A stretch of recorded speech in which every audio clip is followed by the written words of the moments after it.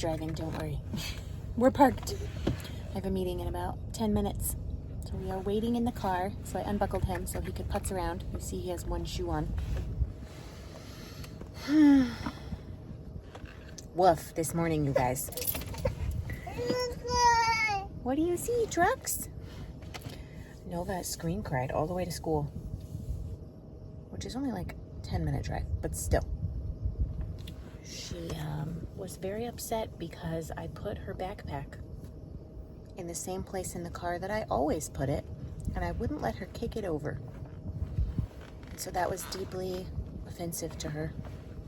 So she lost her mind. And we had to sit in the car at school for a few minutes because I wasn't going to let her go in being that upset. I should finally calm down. And then this guy is super mad because I made him wear shoes, of which he got one off. Anyways, there's been a lot of crying this morning, and I would like to know how you deal with this as a parent. Not the crying, but like you afterwards. Like I feel like that was it. I used up all my emotional energy for the day, just surviving that. But the day is only beginning. It's 8:53 a.m. What are you doing, dude? Baby Noah. You say hi? What are you doing? So yeah, how am I supposed to go be a person now for the rest of the day? My tank is at 0. Nobody likes to wake up and get scream cried at, right? I mean, I've been up for like 3 hours at this point, maybe 3.5, but still, how do you get back to life? I would like to know.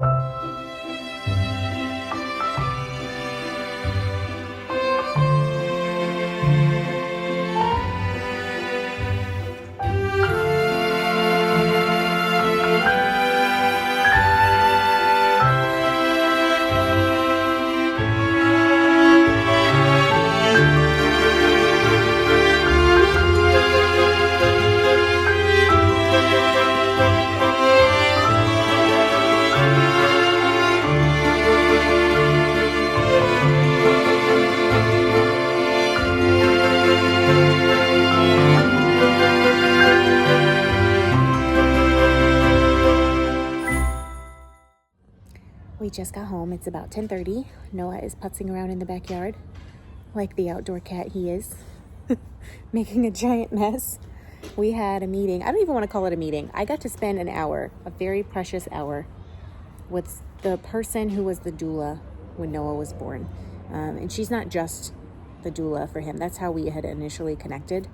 But she is a very dear friend and a kindred spirit.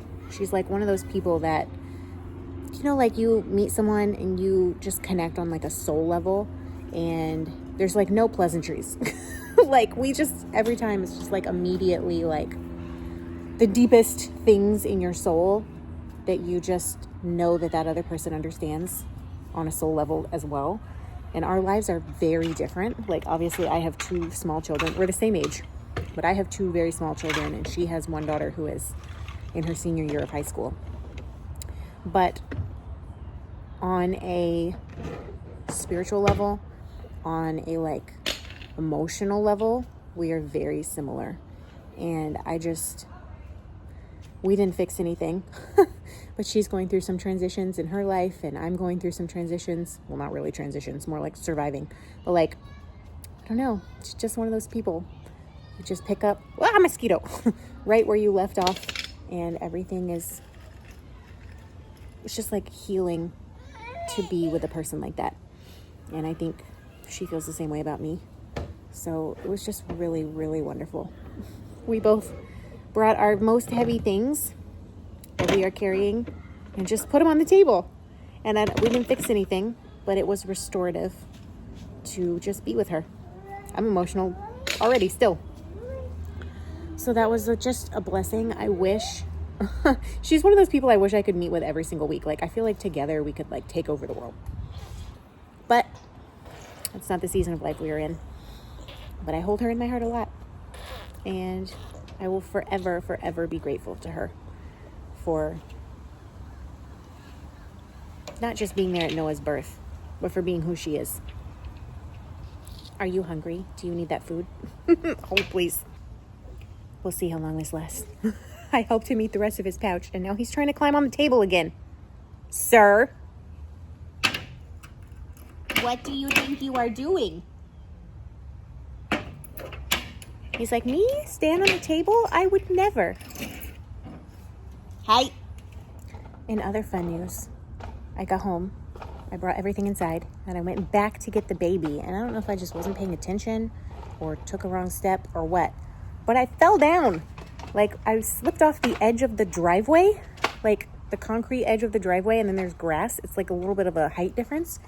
And I totally, like, took a step and didn't have it. And I wasn't expecting it. And so my foot bent sideways, and I, like, fell on the ground on my knee. And I don't think I said this on my regular channel. Maybe it was just to the patrons and the members. I totally fell down like a week ago, 2 weeks ago, when I was chasing Nova around and landed on the side of my knee, and it was the other knee. So I have this giant bruise on the side of my right knee that's like just healing now. And I totally just landed on my left kneecap, on the top of the kneecap. At least the other one was on the side. And I'm wearing leggings, like pants, leggings. And it still scraped some of the skin off. I'm not bleeding, but like it took several layers of skin off of my kneecap. What? Like, what is happening? Is this am I having a symptom of something? Why am I falling down? This is the second time in like a week and a half. Is it because I'm so tired? What is happening? I don't know. My ankle hurts. I might ice it a little bit because I'm going to need to do a lot of walking on Wednesday. And now I'm really nervous because if my ankle is like sprained, it's not horrible, but it's sore. It's been probably 20 minutes since I fell on in the front yard. Thankfully, there's no one walking by to be like, what are you doing? What an idiot. So yeah, I guess I need to ice my ankle and my stupid other knee. Is this what happens when you turn 35? Everything just starts failing in your whole body. You start falling down. Your elbow gives out. What? Am I just not paying attention? Am I too tired? Is it a combo of all of the above? Like, what? I don't remember the last time I actually fell. It was probably like 10 years ago. And then 2 times in like 2 weeks. What's happening to me? I have so much work to do, but I think when Noah goes to bed, I might take a nap.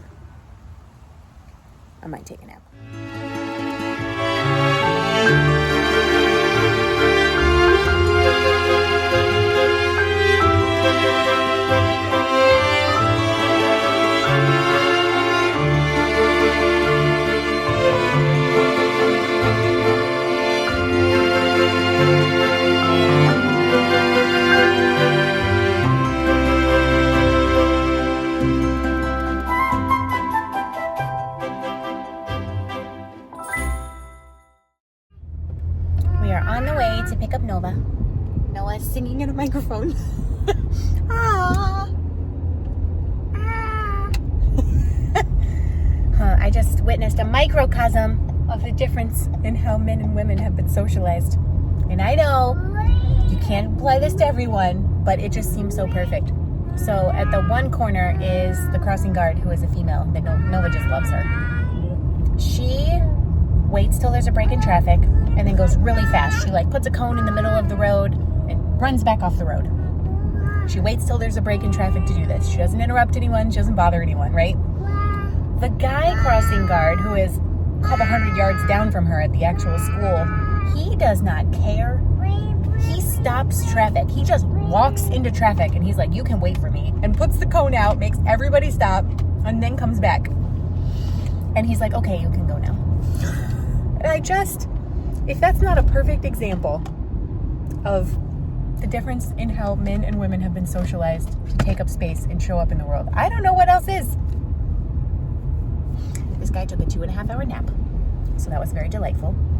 I didn't get any work done, but I got the house mostly picked up, and I got a secret video recorded for my channel members and patrons, and I ate something, and then I spent 40 minutes doing my arm exercises, because that's how long it takes.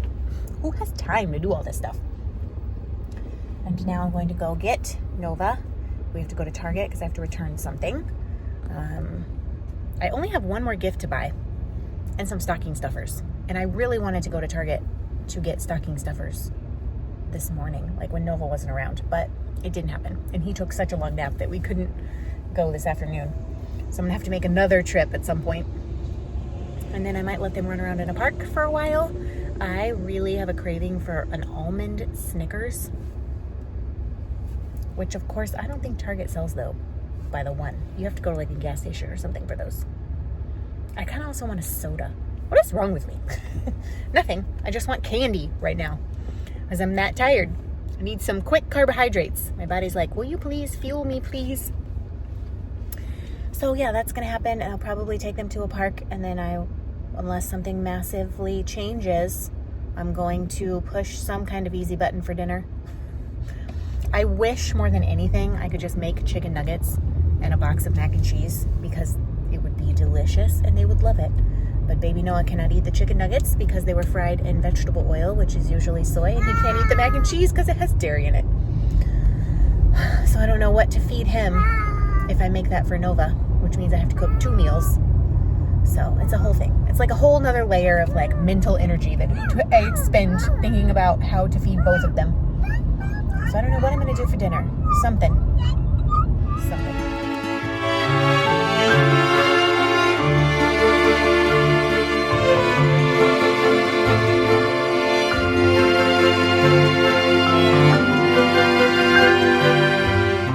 We are at our second home, a playground.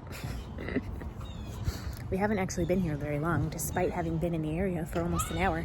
So we got here, we played for a couple minutes, then Nova had to use the restroom, so we had to walk all the way down the street to the rec center, which is far, and then do that for a while, and then walk all the way back. So we probably played for a total of 12 minutes.